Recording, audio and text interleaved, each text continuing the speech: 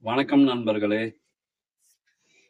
நாம நம்மளுடைய ஆன்மீக சம்பிரதாயங்களையோ, ஒரு பண்டிகையோ செய்யும்போது, நம்மளுடைய பெரியவங்க அதுல என்ன தகவல சொல்லியிருக்காங்க, என்ன சூக்ஷ்மத்த வச்சிருக்காங்கன்னு தெரியாமயே நம்ம பண்ணிட்டுருக்கோம். ஒரு சின்ன குட்டி கத தான் எனக்கு ஞாபகம் வருது. ஒருவர் தன்னுடைய தந்தைக்கு சிரார்த்தம் பண்ணாரு வருஷா வருஷம். தான் வீட்ல ஒரு பூனை வளர்ந்துட்டு வந்தது.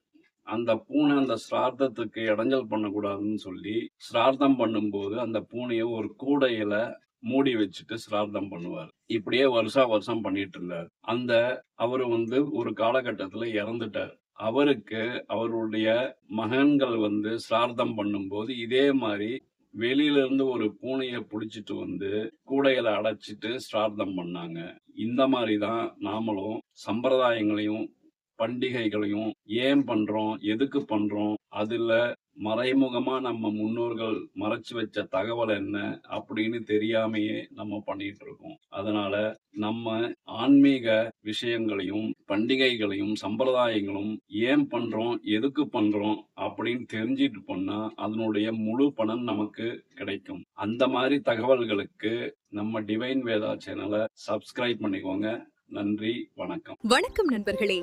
ஆன்மீகம் மற்றும் ஜோதிடம் தொடர்பான அரிய தகவல்களுக்கு எங்கள் டிவைன் வேதா யூடியூப் சேனலை சப்ஸ்கிரைப் செய்யுங்கள்.